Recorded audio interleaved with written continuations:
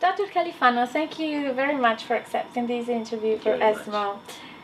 In another recent interview that you actually had during the European Multidisciplinary Cancer Conference in Stockholm, you said that I constantly learn from my patients. This is a nice statement. As a young oncologist, because in fact you are young, how do you see the relation between the oncologist and the patient? Well, I see the relationship between the patient and the oncologist as a trusting relationship. When I was a student, one of the reasons why I chose to be a medical oncologist, because I was impressed, amongst other things, by the caring attitude of my senior oncologists toward their patient. I could see they tried everything to make them living longer and better, and I was really impressed by that. You need to understand that, unfortunately, cancer is a life-changing event. Everything that was very solid until that stage, such as career, family, or friends, becomes very, very uncertain. And people start to focus to what is really important in life, which can be obviously different for everyone, but sometimes it's very simple things, which could be the cruise you always postponed because you were busy at work, or the tango lessons you never wanted or you never dared to attend because you were scared, or a number of other things. What I notice is that they are the bravest people I've ever met, and they are very committed, especially my patients into the clinical trials. They accept to stay for long hours, to have extra biopsies and extra samples, and they never complain. Why? We all get upset if the traffic jam lasts more than 5 minutes, if there's queue at the cash machines. So you really understand that the things that upset normal people, or people who are lucky to be in good health, are not really the very important things. And I was impressed, and I still remember a patient I had. One of the first years I moved to the Christie was a gentleman with lung cancer who said, "Doctor, I would do whichever you suggest that you think is going to help me. I know I can't live forever, I know the cancer is incurable. What I ask you is that I need to be here in 2 months' time because I need to walk my daughter down the aisle." And I can tell you that all the team was surprised to see 2 months later the picture of this gentleman standing tall with his nice suit, pain-free, walking the daughter down the aisle.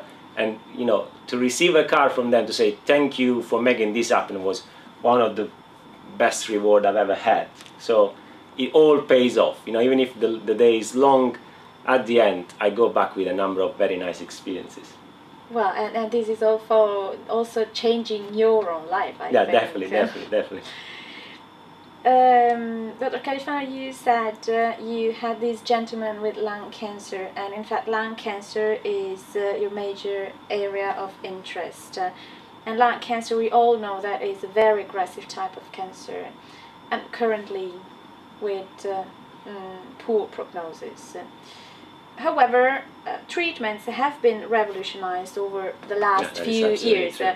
Can you tell us something about that? Sure. I think lung cancer is very exciting. Up to 5 to 10 years ago, nobody wanted to treat patients with lung cancer because the options were very limited, and basically everyone was very frustrated about that. So I'm not saying that now we have found the cure, because this is not the case, but certainly thanks to the collaboration between the basic scientists and the clinicians, there is a much better understanding of the biology of lung cancer, which we know now is heterogeneous disease more than one single disease. And this has helped to understand that we can't treat each lung cancer patient as one patient in a one-size-fits-all approach.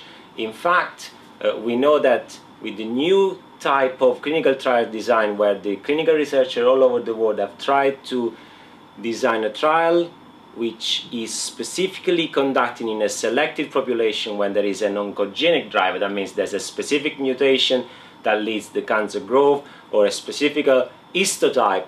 This is the only way to maximize the clinical efficacy and trying to reduce unnecessary toxicity in people who will not benefit. A typical example is certainly the use of EGFR TKI, such as gefitinib at first and erlotinib subsequently in EGFR mutant advanced non-small cell lung cancer. So this treatment has revolutionized the treatment paradigm for these subsets of patients, which unfortunately is very small. It's only 10% of the patient, but these drugs have shown to improve response rate, progression-free survival, and which is very important, quality of life for this patient compared to standard chemotherapy, and have been able to push the overall survival to more than 2 years. And if you consider that in the EGFR wild-type population, our ceiling is still 1 year, which is more than double. And obviously,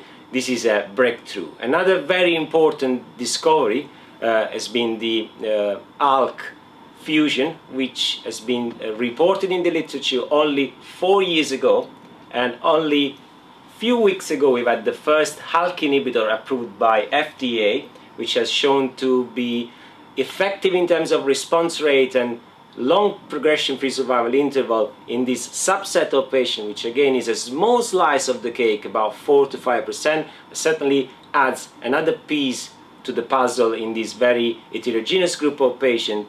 We know the drug is effective, we know confirmatory studies in first line and second line are ongoing. As a physician treating lung cancer, I'm really excited about this because I can see a lot of research is going on. There are new interesting targets and there are new interesting drugs in the pipelines. What is very important is that we need to continue to collaborate as international network and also continue to collaborate with the basic scientists in order to get better and better care for our patients.